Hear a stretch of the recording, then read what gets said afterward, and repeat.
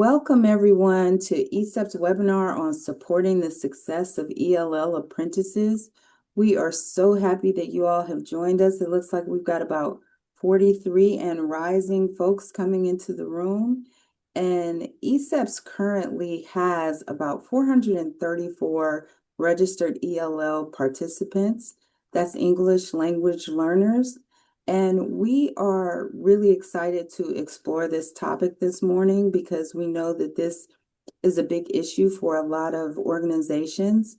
And we understand that it is really important to be intentional in efforts to respect languages other than English. And I just want to highlight that oftentimes when we think of ELL, we automatically think just Spanish. But there are so many other languages out there, and we are going to be highlighting that this morning as well. So we want to honor different languages and different cultures, and we also know that people struggle to support ELL participants, and we really hope you find this panel to be helpful. We are very excited that we have two employer partners with us today, and we're going to give them the opportunity to introduce themselves. And we are lucky that they have also each brought an apprentice with them today. And I ask that we be patient with our apprentices as they are ELL participants in the apprenticeship.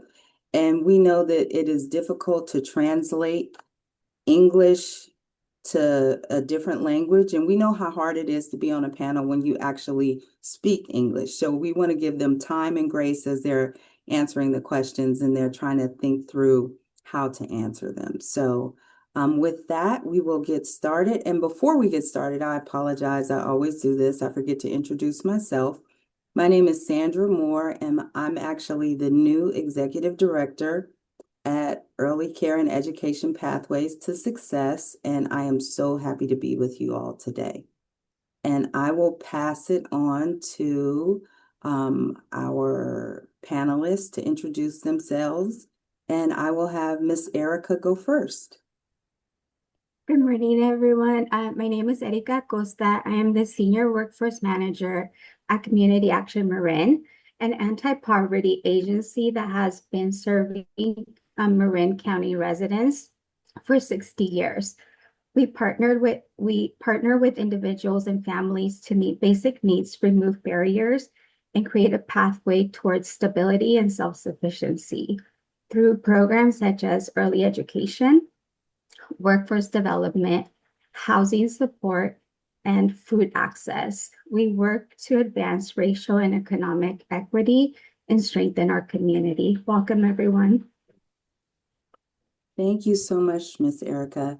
And then I will move forward and have your apprentice introduce herself, and then we'll go to our other organization. So, Miss Fabiola, can you introduce yourself? Hey, hello everyone. My name is Fabiola. I'm from Haiti and I come to United States in 2022. I started working with Community Action Marine in September 2022. My first position was as a cook. I also deliver meals to different school sites. Later, I learning about CAM, Associate Apprentices Teacher Program. I'm very thankful because I was given the opportunity to participate in the program. Today, I have my associate teacher permit, and I'm continuing my education to become a lead teacher. Yeah. Great. Thank you so much, Miss Fabiola.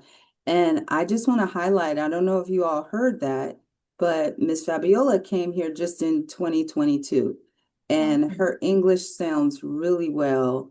And I'm so grateful that she is here with us today. So thank you so much. And it's not easy to do, especially when you are just learning the English language for a few years. So I'm so impressed with you already. Thank you so much, Miss Fabiola. Next, I'm going to have Miss Abigail introduce herself. Hi everyone, good morning. My name is Abigail Velasquez and I am an apprenticeship specialist here at the MAC project. So MAC is a Head Start nonprofit in San Diego, North County in particular, and we have been serving our community for 61 years.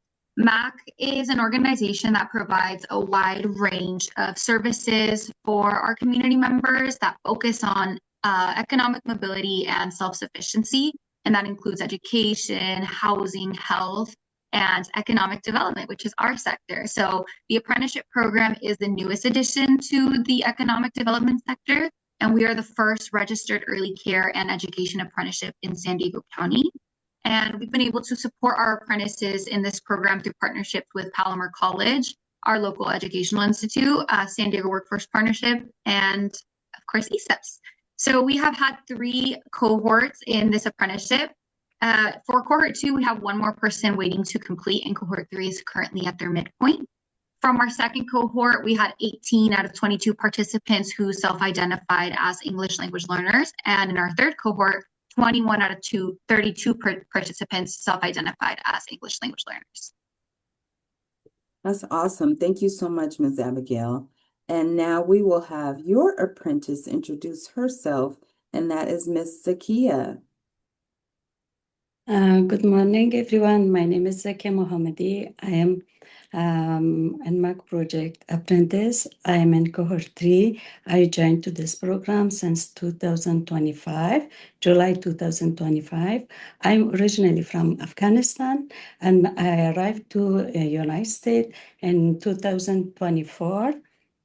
My first language is Pashto. Also, I speak Dari and a little bit Urdu. And when I joined the apprenticeship program, I was still learning English, and this program helped me improve my English skills and build my confidence. That's great. Thank you so much, Ms. Zakia.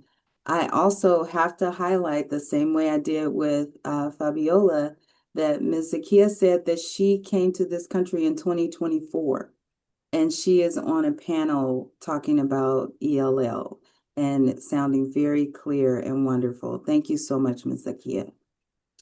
Okay, we're going to get into our first question, and I'm going to have that be for Ms. Erica.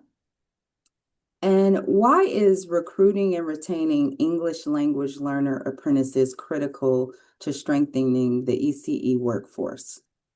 Yeah.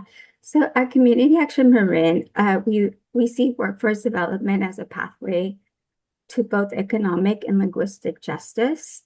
In Marin County, many of our families and children that we serve are Spanish speaking. So building a workforce that reflects the community is essential to us. When children see their culture and home language reflecting in their teachers, it creates a stronger sense of belonging and supports their development. Multilingual educators also play an important role as culture bridges. They help families feel connected, build trust, and ensure parents can fully participate in their children's education. For us, recruiting and retaining English language learners, apprentices is not just about addressing staffing shortage. It's also about creating opportunities for community members who already have valued lived experience and deep commitment to children and families. The apprenticeship model allows individuals to earn while they learn and gain college credits, professional skills experience while continuing to support their families. It creates pathways for people who have faced barriers in entering higher education or advancing in their careers. Ultimately, investing in English language learners apprenticeship strengthens the early childhood workforce, increasing economic mobility and ensuring that educators serving our children truly represent the community we support. Thank you so much. And one of the things I heard in what you said was how important it is for us to not just acknowledge the staffing shortages, but to be thoughtful about representing our community and the folks that we hire. So I love that that's a priority for CAM. Okay, now we will hear from our apprentices, and we'll go with Fabiola first. What supportive services have helped you be successful along the way? Yes, one of the biggest support for me was having the opportunity to take my ECE classes in Spanish and English, along with ESL classes. At the challenge, I started taking my ECE classes in Spanish, and later I transferred to the English classes. I also received help from my mentor, my lead teacher. They were always patient with me when they tried to explain things, answer my question, and encourage me to keep learning English. And also another support was the tutoring offered by the program and the opportunity to study during my workday. And the program also provides us with Duolingo subscription, which helped me practicing my English every day, even I work. And another support was the apprentices in my cohort. We encourage each other, sharing idea and support one another during challenging time. It was nice because uh, we was I was feeling alone in this challenge, but having the support of the other students was really good for me. Working in the classroom with English speaker also, teacher also helped me to improve because listening, practicing, and learning something new every day is helped me on the program too. That's helped me a lot. Great. Thank you so much, Miss Fabiola. And I just want to let folks know that I think Fabiola is in a classroom right now. So if we don't see her, that is why. So just giving some grace for the fact that she is not on camera, but she is doing double work, which we know we have to do in ECE. So thank you so much, Fabiola. Yes, it's because there is more people here close to me. Yes. Thank you so much. Okay, Ms. Zakia, same question. What supportive services have helped you to be successful along the way? Thank you. Many support and resources helped me to succeed as an English language learner. At first, that program provided me with the translation device that helped me I used that one during my training, and that helped me to understand better the instruction and communication guidance. After that, another support was the ESL export class, which one prepared me to the Palmer College, prepared me to the college.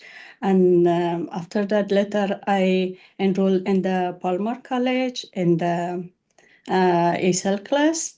And ESL class, that opportunity helped me to practice more in my listening, reading, writing, and reading.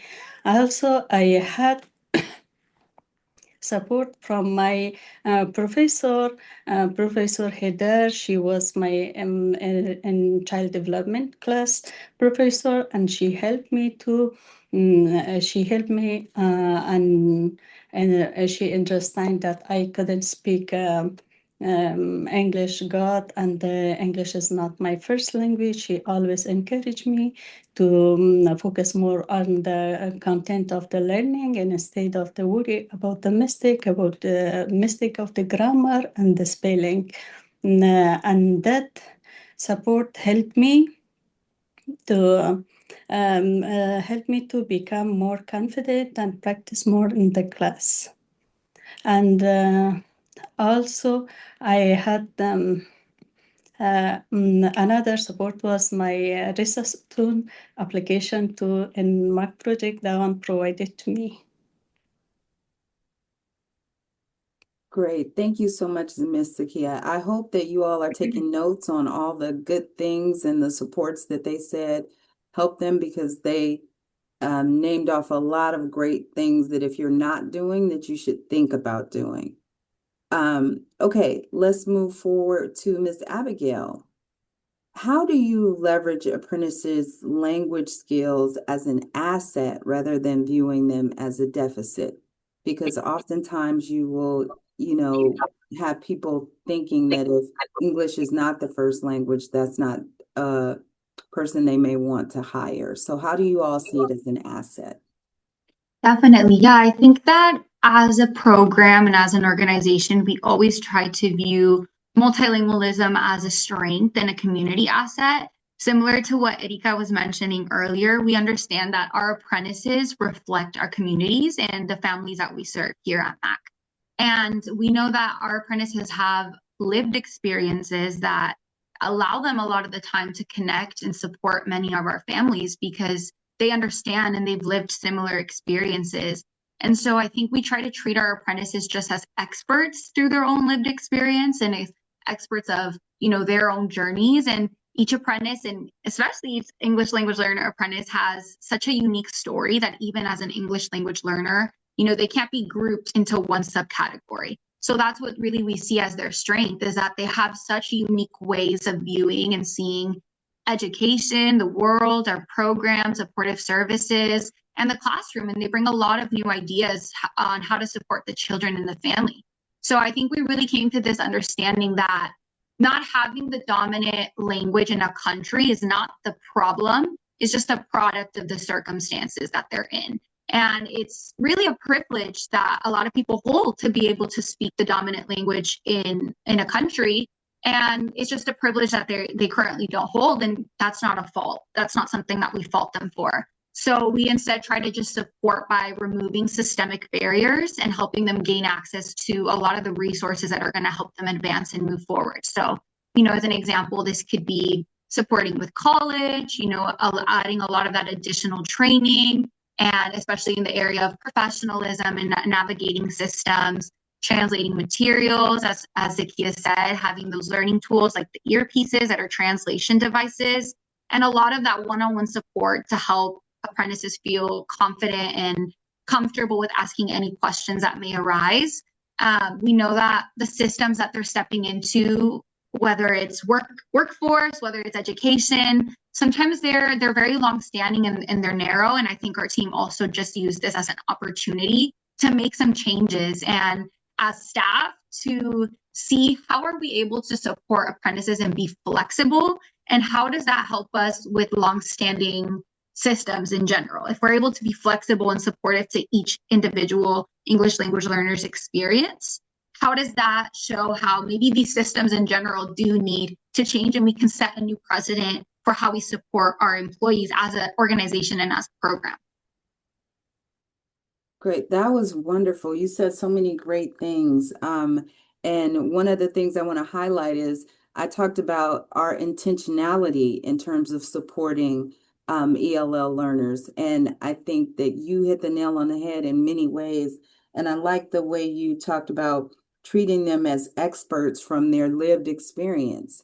And that's really important, that we all come with some lived experience that help us throughout the day do what we need to do, and being able to honor that. So I love that. Thank you so much.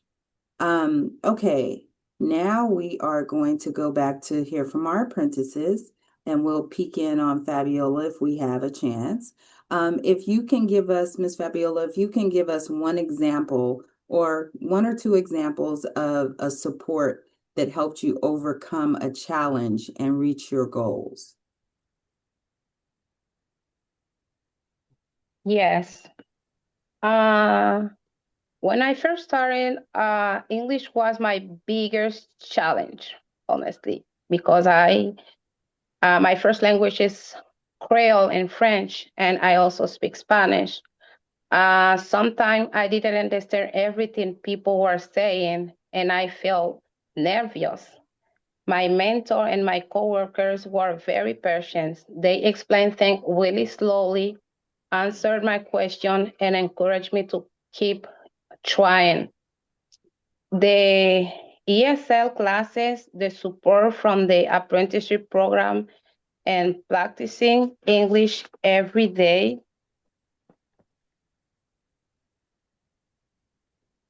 Practicing English every day helped me become more confident.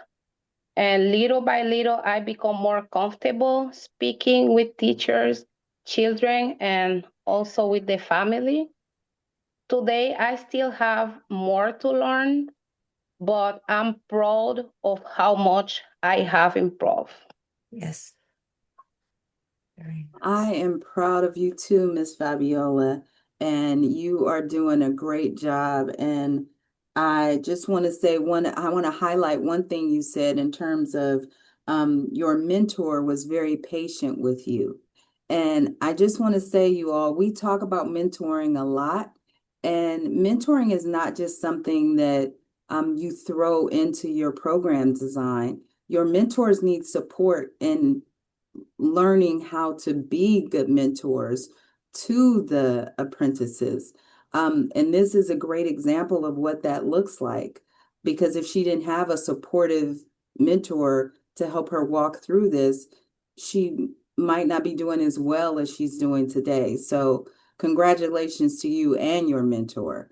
And that's a wonderful thing. Okay, Ms. Zakia, same question. Can you give us an example of a support that helped you overcome a challenge and reach your goals? As I mentioned at first, and this project provided me by a translation device that one supported much more me at the beginning. And one of my biggest challenge was the transportation. When I selected to this program, I lived in El Cajon, and I moved to the Escondido and rent a room there. After that, when I was assigned for the center that was far from my room, I asked from the MAC project to please. MAC project provided me, helped me by bus pass, and sometimes they pay for my Ubers. And that time, later I asked from them, please transfer me to the other center, which one was near to my home. They transferred me. When they found available opportunity, they transferred me to the nearest center. And that support reduced my stress and allowed me to focus on my work and my classes learning. That's great. Thank you, Ms. Zakia. So I hope that you all heard that. One of the things that we want to think about is paying attention to what the stressors that the apprentices are actually going through. And when we just hear those stresses, it's not like, okay, you need to do better. You need to get up earlier so you can make it to work. It's like, is there an opportunity to deal with the transportation issue and potentially move her to a different site? And when she was able to be moved to a different site, it helped her to be successful. So we really are a big piece of the puzzle in helping our apprentices with their successfully completing their pathway. So that's great. Thank you so much, Ms. Zakia. Welcome. Okay, back to Ms. Erica.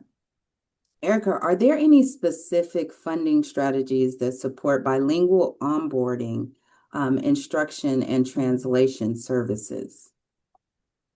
Yeah, and I think this question, it was an important one for us at CAM because we did have a lot of learnings from our first cohort. And so a lot of the things we changed and implemented in the second cohort and moving forward was really from the learnings that we had.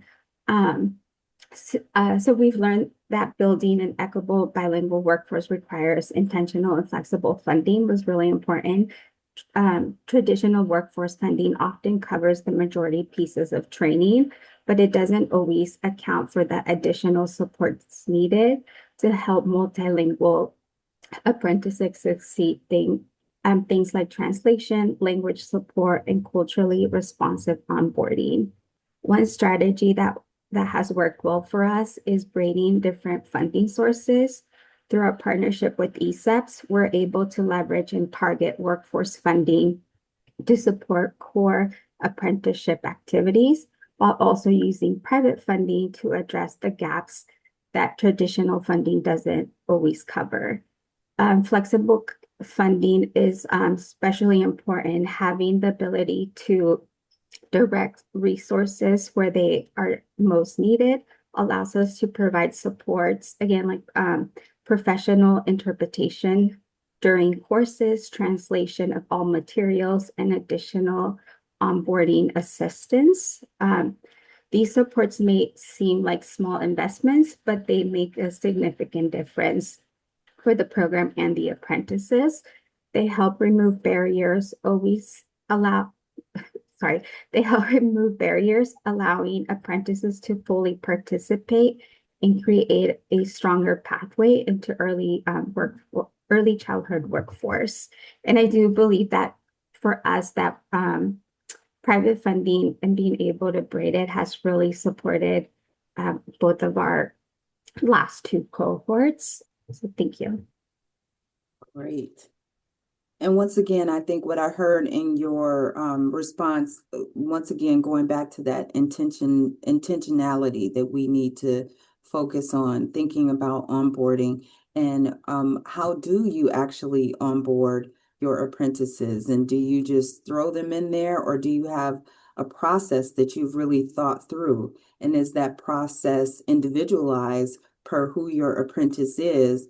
Or are you thinking about it just as this is what we're doing for the whole group? So I really like that. Thank you.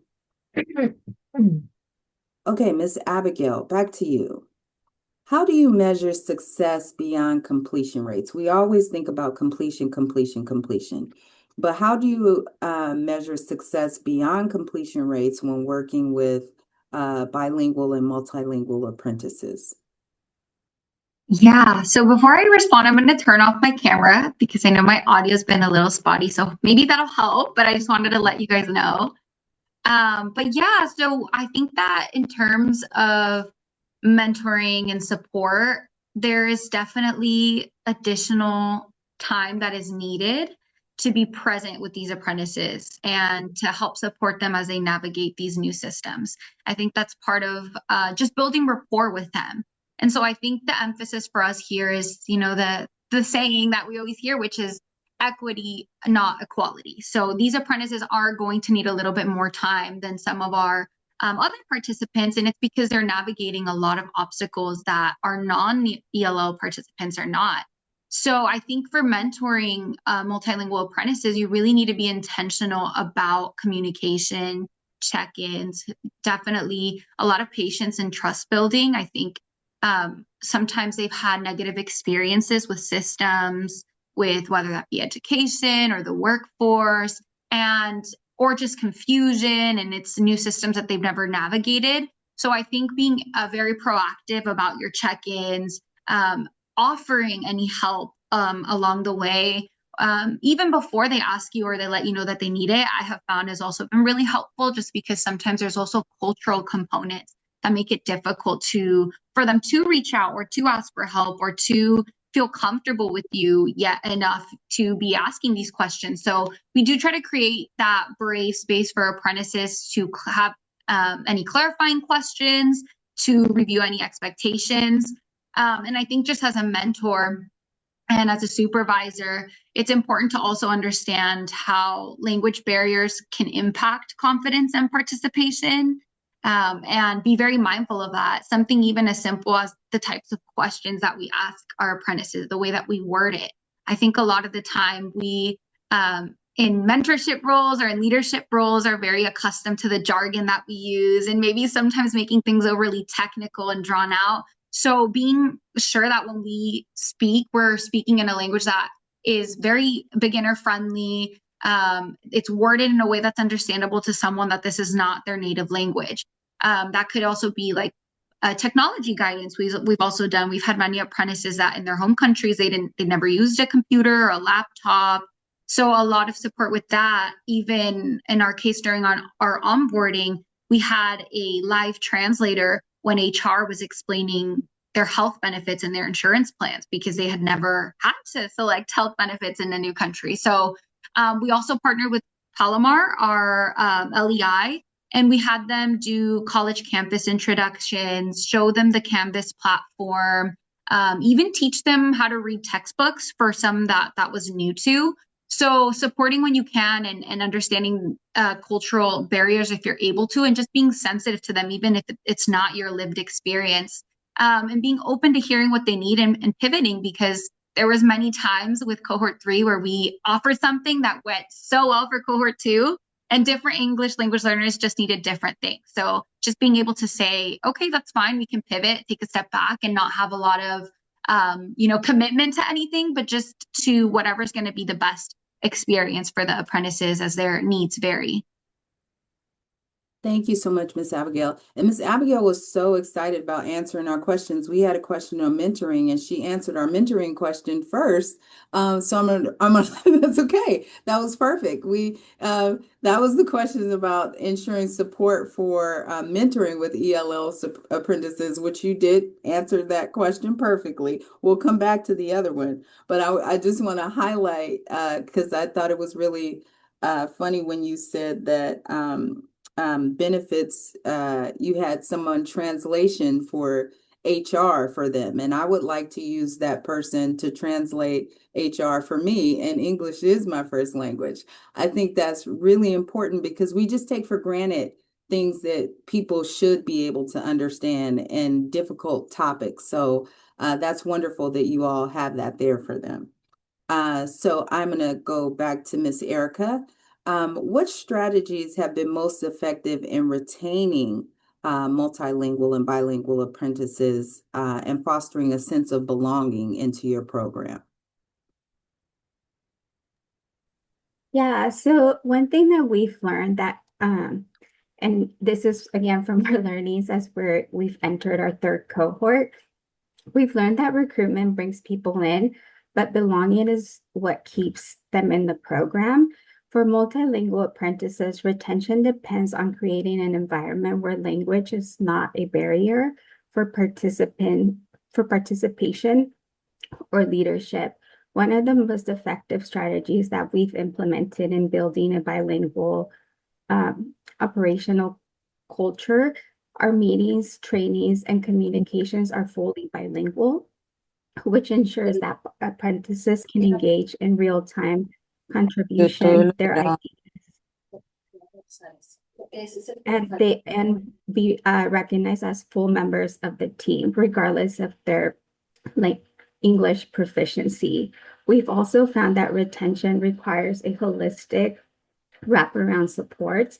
Many of our apprentices are balancing work, family responsibilities, and financial pressures. Through flexible funding and our broader agency support, we were able to address barriers like transportation, technology access, and childcare, so that life circumstances don't become the obstacles to completing the program. Together, these strategies help shift the experience from simply being a training program to being part of a community. When apprentices feel seen, supported, and valued in their full identity, including language, they are far more likely to succeed, and grow into long-term careers in early education.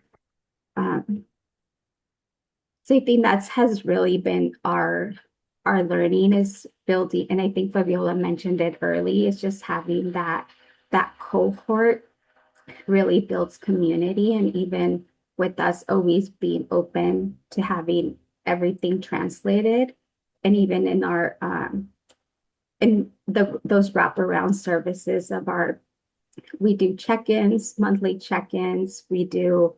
For some apprentices, sometimes it's weekly check-ins. So it's really getting to know each apprentice and making them feel like they belong in the program, but also as an employee in the agency. Great, thank you. And Ms. Eric, I'm going to put you on a spot to share a story that I know about, that you know about as well, within your program, because not only is it about it's the relationship building and letting them know that you really do care about them, which keeps them in the program as well. Can you just share the story about the young lady that I met at your event, when she talked about how she stayed in the program and what was done for her and what you did? Can you share that story? Yeah, and I think this was like a little bit more than expected of a It success was, but coordinator. But I also feel like when you get to know your apprentices and you get to see them as humans and not just a number in your program, you build that connection with them.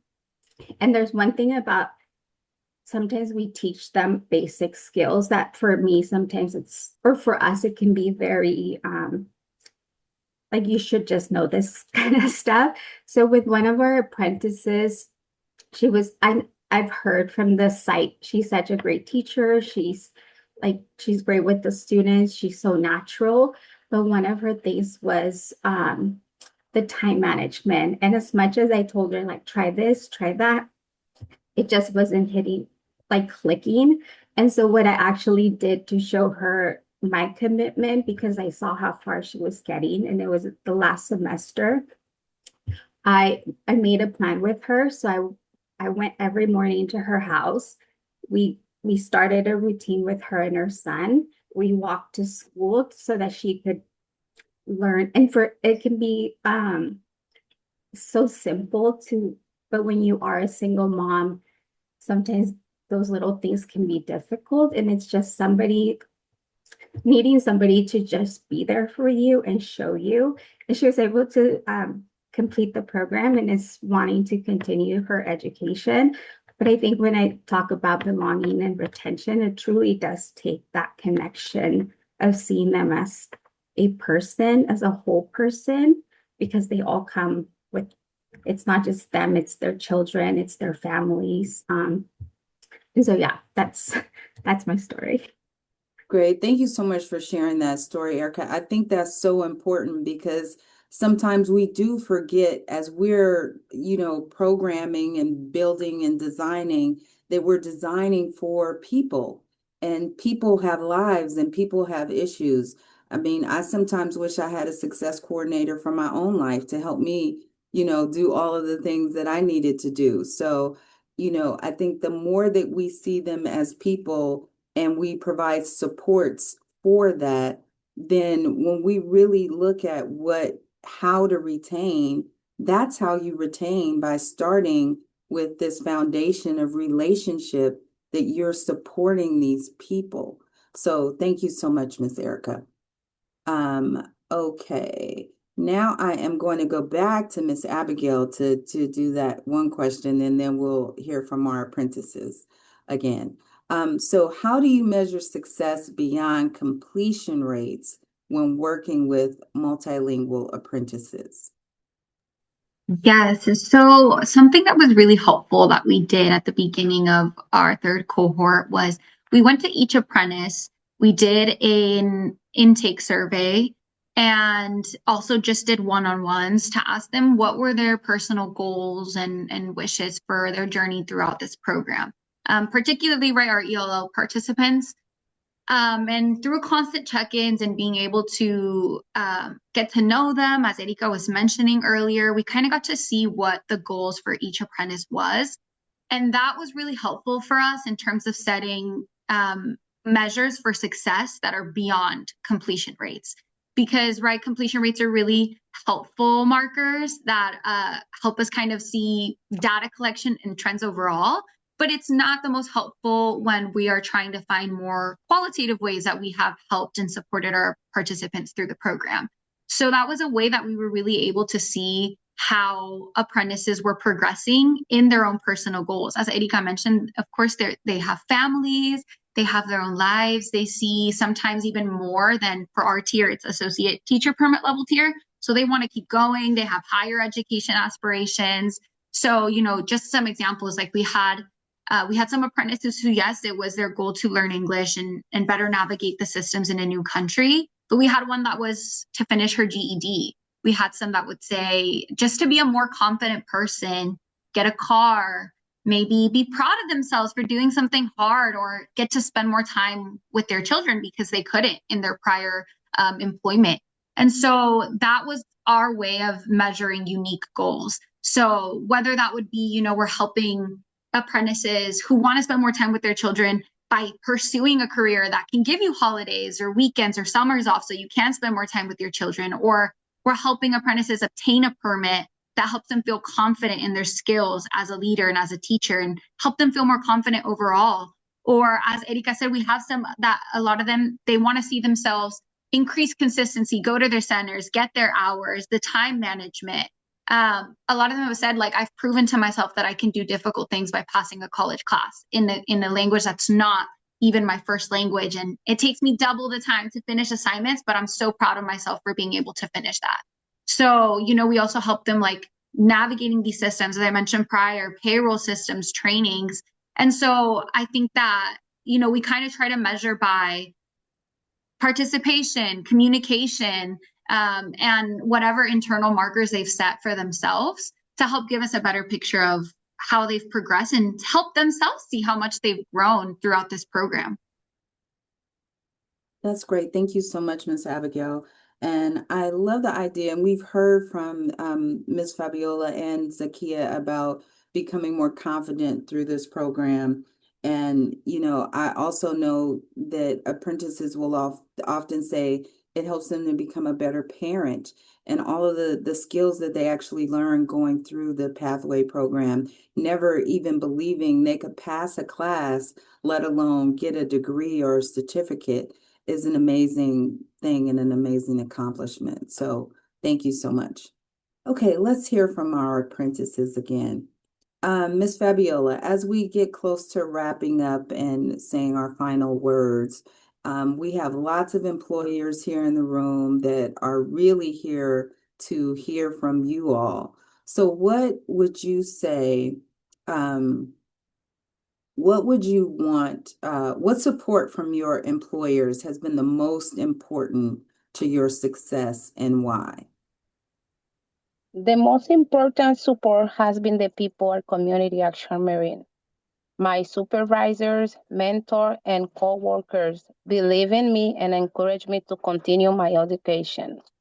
They create a current and positive environment when I feel comfortable asking questions and learning from my mistake. I also appreciate the flexibility they give me when I was working and studying at the same time. Because of the support, I have my associate teacher permit, and I'm working forward become a lead teacher.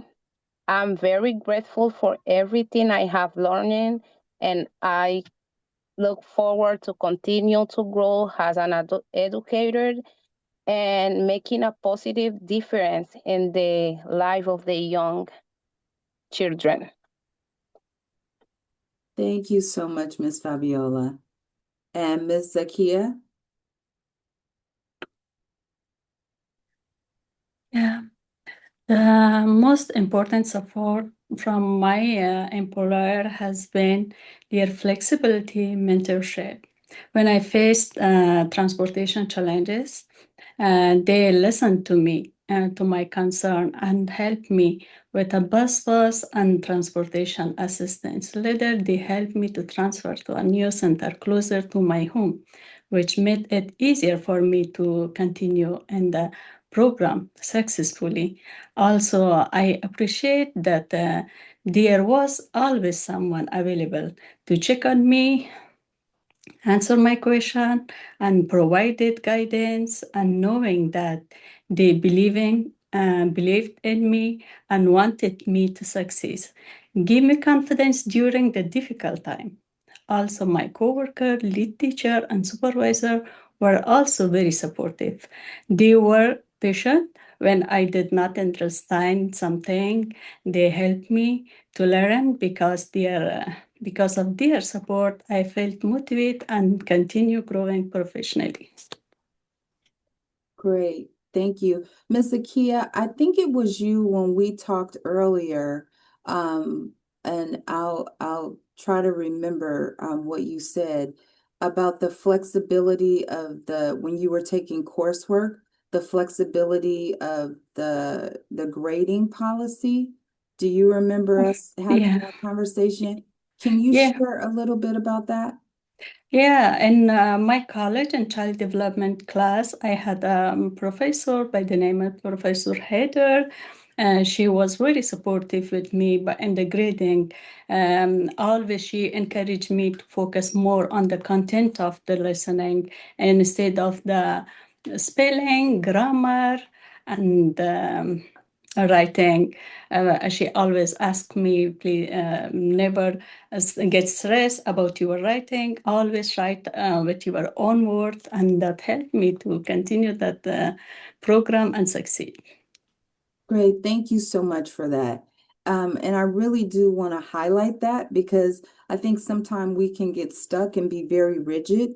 I used to be a college professor, and I own that in terms of that rigidness of the grading, but we want to think through the flexibility of ELL participants and what it would mean for them to be able to just get their ideas down on paper instead of how things are actually written. And that can be something that skill can be acquired in a different way, just in terms of the flexible way that we teach so that they can learn.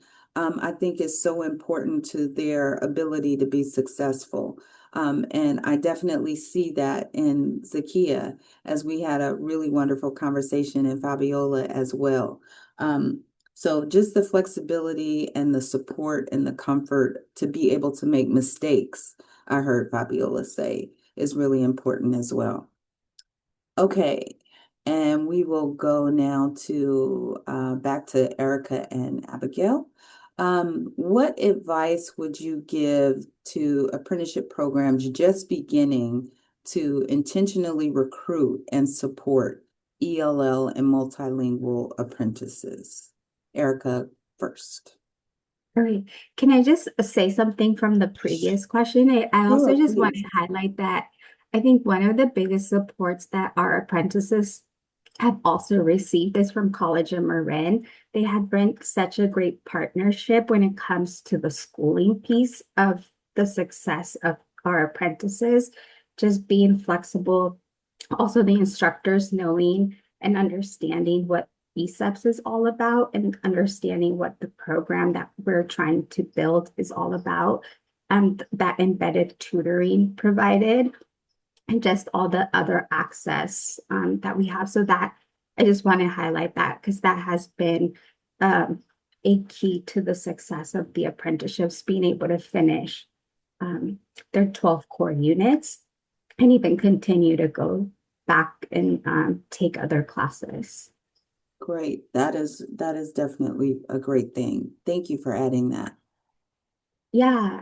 And I think my biggest advice is to design just for the biggest advice, designing for multilingual apprentices from the start and not as an add-on. Sometimes we don't think about it from the beginning, and I think that it makes a huge difference if we change that mindset of ours. Making sure recruitment, onboarding, and training are accessible in the languages your community speaks. In Marin County, it's Spanish speaking, so that is our main language that we translate everything into, and invest early in bilingual staff, interpretation support so that apprentices can fully participate while they're learning. Just as important is building wraparound support like childcare, transportation, technology access, because those are barriers often determine whether someone completes the program. And finally, create the culture of belonging where bilingualism is valued and lived experience is seen as an asset. Thank you so much. Thank And I you. want to just highlight culture of belonging. That's a great way for us a great thought to, as we're ending, culture of belonging. I love that. Thank you. Miss Abigail, wrap us up. Yeah, I think definitely to build off of what Erika was saying, I agree that a main thing is to try to support apprentices who are English language learners from the beginning. But I also think with that comes being flexible if it's not working. And I think sometimes, like I mentioned prior, we have these like great plans and we think this service is going to help and it's not. But I think connecting with apprentices continuously, asking for their feedback. We do a lot of feedback surveys and asking what really was helpful. I gave you a myriad of things, right? Like we tried as many different opportunities that were presented to us to help them in their English language learning, but what actually helped? And being able to pivot and recognize when even if something that we thought was really helpful, if we don't need it and it wasn't the effect that we were hoping for, then we can pivot from that. I also think just using language support as like a core development strategy is also just really helpful.